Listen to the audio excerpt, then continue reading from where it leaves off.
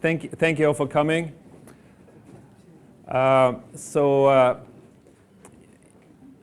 You probably already know that I construct these images in Photoshop from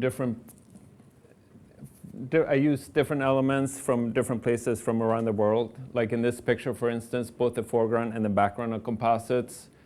For the landscape, I combine images from Iceland, Bali, and Turkey. Like the ground is from Iceland, this is from Bali, and then it didn't feel tropical enough for the giraffes, so I put in a palm tree here from Turkey. The giraffes are from 3 different zoos in San Diego, New York, and Berlin. But here are 4 giraffes. Yeah, and that just happened because I started with an idea of a giraffe with the head in the cloud, and I probably photographed that at one zoo, and then I needed more images, so then I went to the next zoo, and then I found myself in another one, and so I built these images over time. So I'm not a traditional nature photographer, and I'm not really interested in documenting nature or animals as such, but rather to express ideas and feelings I have about the world and about life and my experience being a part of it. And that experience has many different layers. So I like ambiguity. I like when an image is at once familiar and mysterious, beautiful and dark, real and unreal, natural and artificial. So we can talk about more images, I guess.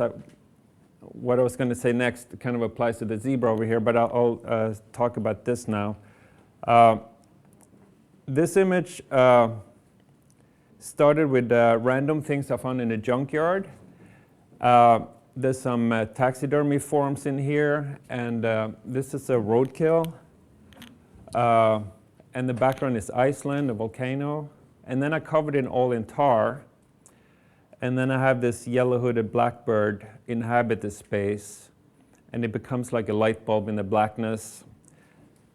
So death and destruction here gives space for new life to emerge. So in general, like, I don't like images that are too dark or too beautiful. If an image is too dark, I need to find something to contrast that, like the bird in this instance. And if an image becomes too beautiful, I need to figure out a way to offset it with something darker. I like images that are maybe speak to paradise on the surface, but then there's some kind of pending doom underneath the surface. This image over here, these are pigeons that are photographed in New York, and I like how they like moths flocking towards light, or like angels.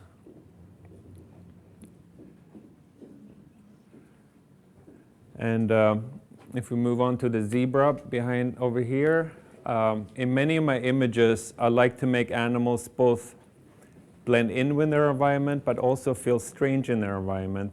And that kind of relates to how I experience being in this world, where on some levels I feel like I belong, I feel connected, but on other levels I can feel a separation, I can feel alienation, or like everything is a movie, an act.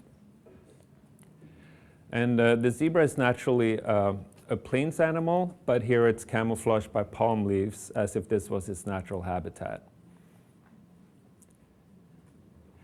And if anybody has any questions along the way, you can just interrupt me. And any questions so far? So what is the source of your inspiration? Is it animal or surrounding?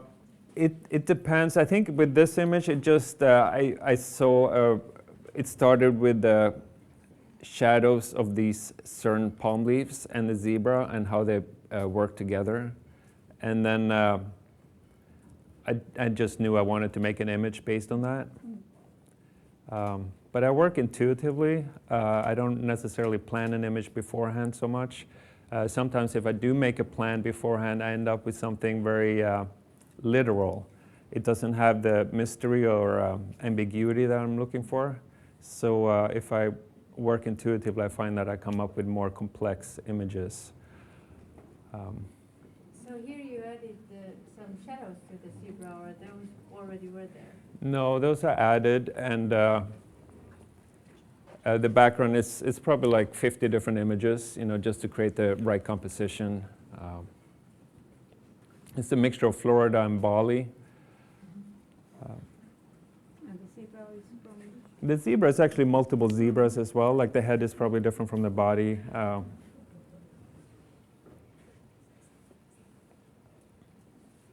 how, is it always starts with the like with the animal, and then you create the, or is it like also vice versa? It can be either or. There's no general rule when it comes to that. But typically I work on many images at the same time. At any given time I have like maybe 50 images going at the same time, and a lot of images don't work out. And then often I just need to let the image rest for a while, because I don't know how to take it further, and then I work on something else, and then when I come back to it I have a better idea what it needs. Then you must have really large database. How do you... Yeah, so over the years I built an image library of different animals and plants and landscapes that I play around with. You've got them just sorted out by their type, or... Yes, and whenever I travel I try to photograph different landscapes and different seasons and different climates. So we can move over here maybe.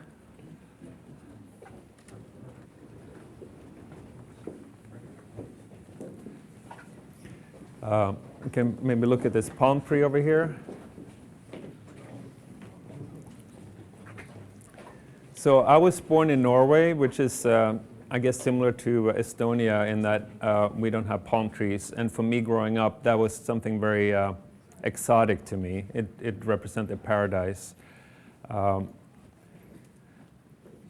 This palm tree is photographed in Turkey, but then the root is from Bali, and the background is Iceland.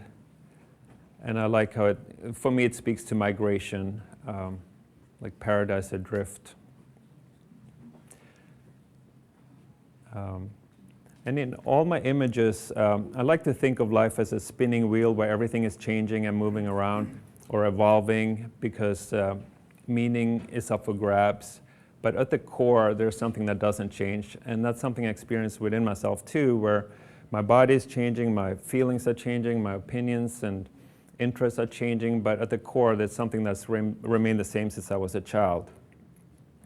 And I look for a reflection of that self in the animals I create, or even the trees, or sometimes the atmosphere of a landscape. And then by putting it in relationship to fantasy and illusion and mystery, I'm creating a kind of dynamic that I can deeply relate to, and it becomes a kind of self-portraiture in that it's a similar dynamic in the images as the dynamic I can experience within myself.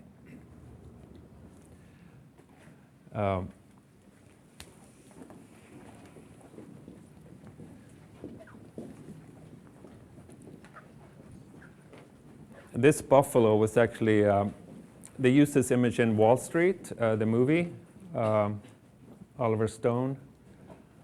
I guess it represented to them the deterioration of the stock market, like the bull market.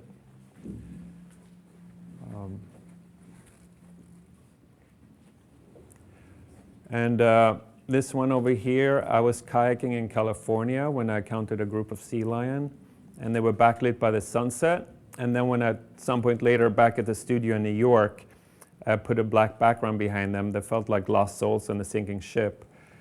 But I didn't have enough images, so I ended up going back to California multiple times to get more images.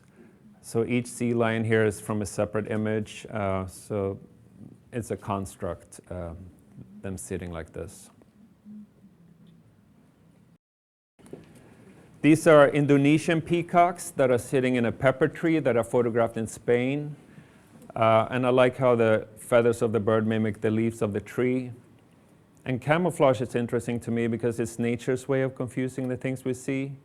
Like our perceptions are already distorted by our personal desires, fears, experiences, and so forth. But nature really doesn't help us to see clearly.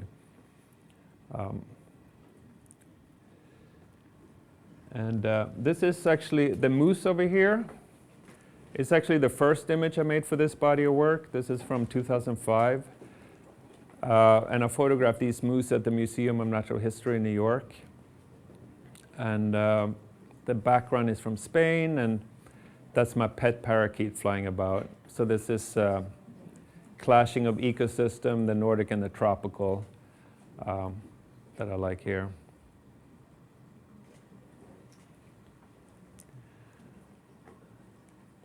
And there's a small image back here. I don't have much to say about it, but it's just little monkeys and pomegranates from Spain. And these images are kind of similar themes to, like this one again, the animal, the monkeys kind of blend in with their environment and also feel strange. There's a camouflage thing happening. And the same with the jaguar back here. The jaguar idea started with, I wanted to have the light be speckled the same as the pattern of the jaguar fur. That was one of the more literal ideas that I had that ended up looking too fake, when there was, because I tried to mimic the light to the spots, so that didn't really work, so I ended up softening it up, and then it kind of went away, but I liked the mystery of the image. The rainbow over here is, I like just the idea of the rainbow next to these images because there's a dreamlike element to my images, and over the rainbow where dreams come true kind of thing. So it's more of a supportive image, I feel like, than, but I like it. And this one I shot actually in the forest of New Hampshire, the northern United States. There was a local taxidermist that was throwing away this damaged taxidermic caribou. So I got a hold of it, and then I sprayed it with water to create the ice, and then I photographed it in 2 different positions. And then the background is from Colorado.